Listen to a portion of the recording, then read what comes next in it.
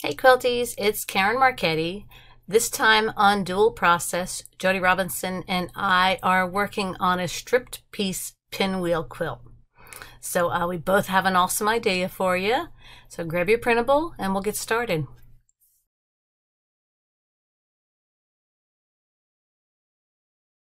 Hey guys, it's Karen. For my version of this quilt, I love scrolls, swirls, curlies, whatever you want to call them. I love them, and I try to use them as much as possible. So my entire idea for this quilt is swirlies. So I'm going to start. I'm going to assume that I can get this much in one pass. We're hoping this is a nice little wall hanging. But I'm going to start right here, and I'm just going to do a swirly, and then a big swirly, and then a little swirly, and I'm going to continue up to that corner. And then I'm going to ditch down here, and I hope that I would ditch a lot straighter than that, but that's the best I can do while I'm drawing. Up here, ditch up this one, and then I'm going to fill this one with little swirls. Get to here, ditch that line,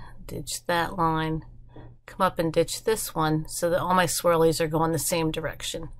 And then I'm going to probably ditch this whole block just to make sure it's all ditched.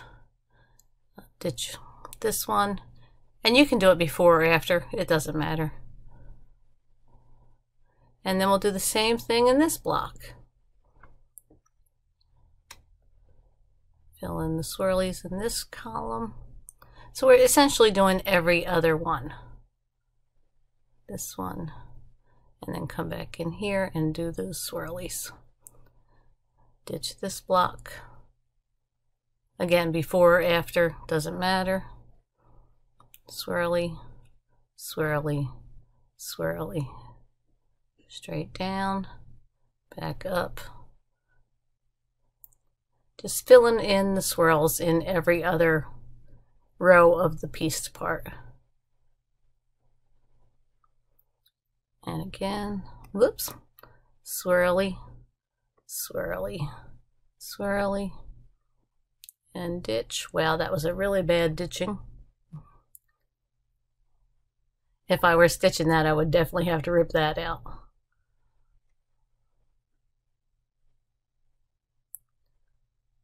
And then just finish up stitching or ditching that section. I could have gone around and done 4 at a time, but I like to just work in rows. So now we'll do this one. And you notice I did that one backward. It doesn't matter unless you really want to make sure they're all going the same direction. But either way works. If you always just think you want the bigger one, go the outside. It does flow a little bit better, but it is personal preference. Again, fill this one in, fill this one in, this one, and then finish stitching that block. Okay. And then we just keep repeating this all the way through. So I'm gonna just keep drawing, and I will bring you back at the end.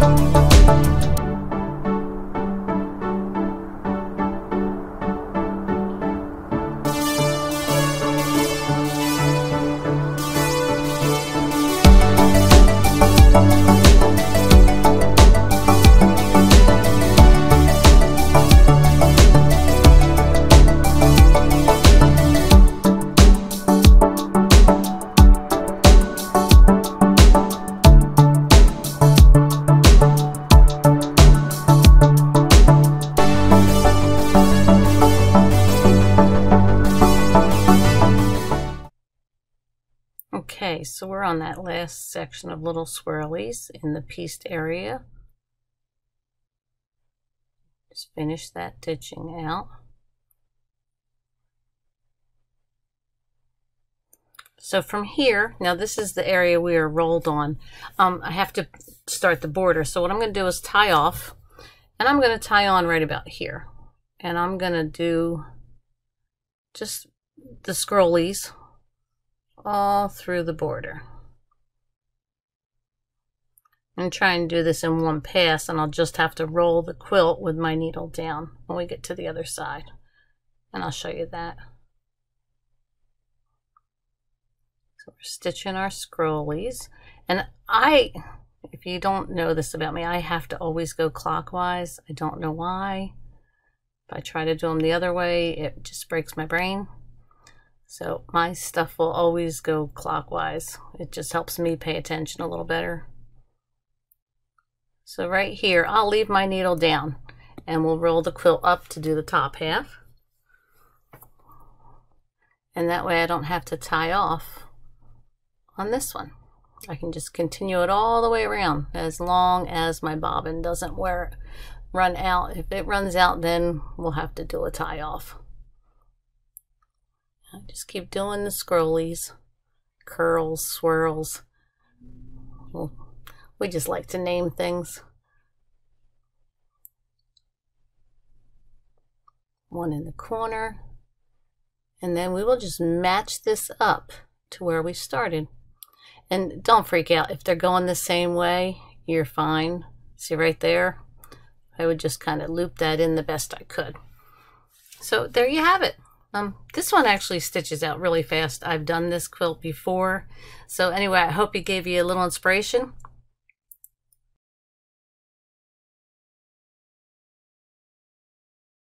Hi everyone, it's Jodi.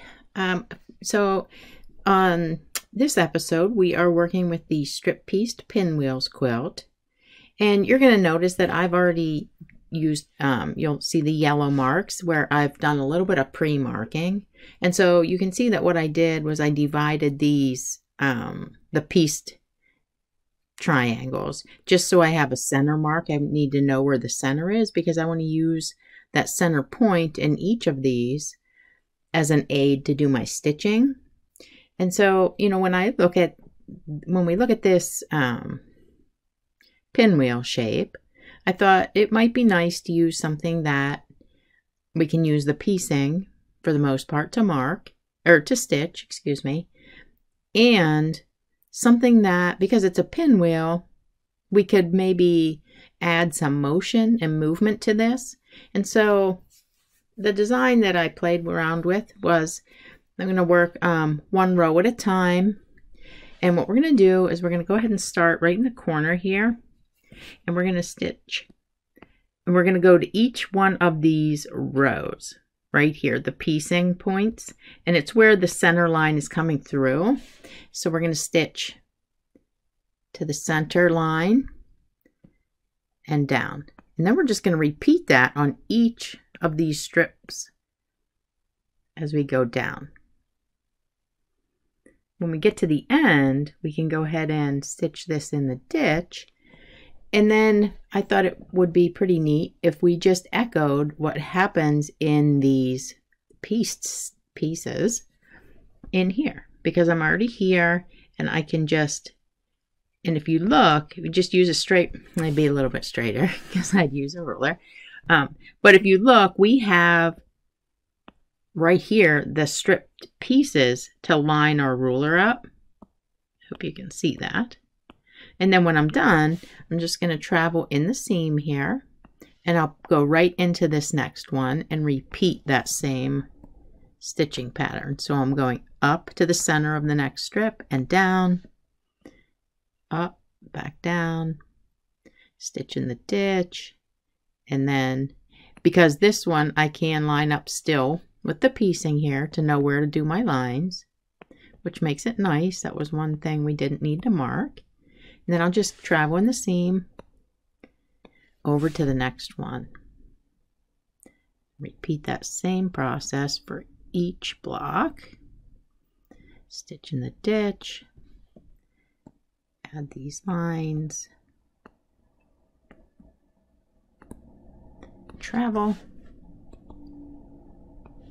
I think it's really nice when you can use the piecing that's already there kind of to be a guide. Yeah, we did have to mark this little center part, but that's not too horribly, you know, bad. That's not too much work.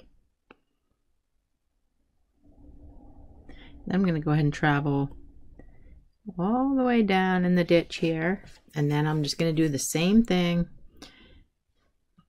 going back the other direction. Just bouncing off that center point on each strip, stitch in the ditch, lines, and travel, and repeat. I think this would go very fast. I mean, you do need to mark those little center lines, but they don't need to be necessarily perfect. They're really just more of a reference. Again, whoop, wrong place.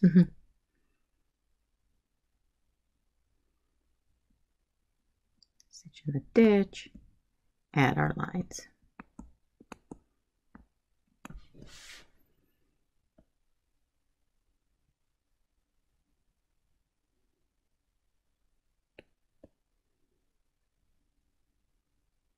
And at this point, I'll travel down.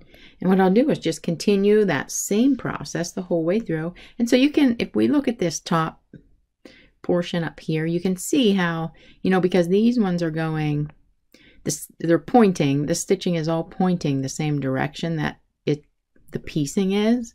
So I think that adds a really nice amount of movement. And then these straight lines echo what happens in the piecing, but still they're nice and plain. And they kind of follow this out, so it also echoes that pieced section. So I'm going to go ahead and finish the bottom part of this.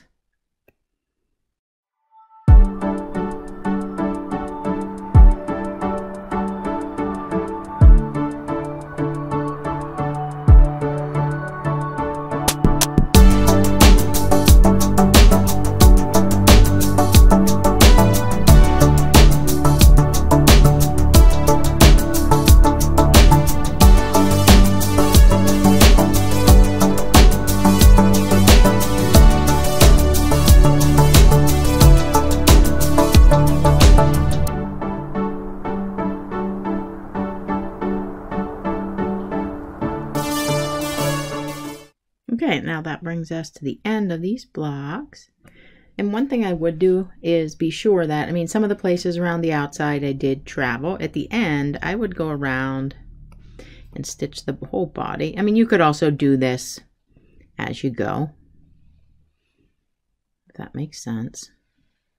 And then in the outer thing, I think because we have all these nice little straight lines here, you know, why not? I mean, this is not a very huge border, so I think it'd be a good idea if we just simply split it in half with a straight line, because it's going to end up being the same spacing as these. And I would just keep rolling the quilt back and forth and leaving my needle down so I could do that in one without a bunch of tie-offs. So I hope you guys might give that a try. Thanks so much for joining us. We hope that you have enjoyed today's designs, and be sure to join us for the next episode of Dual Process.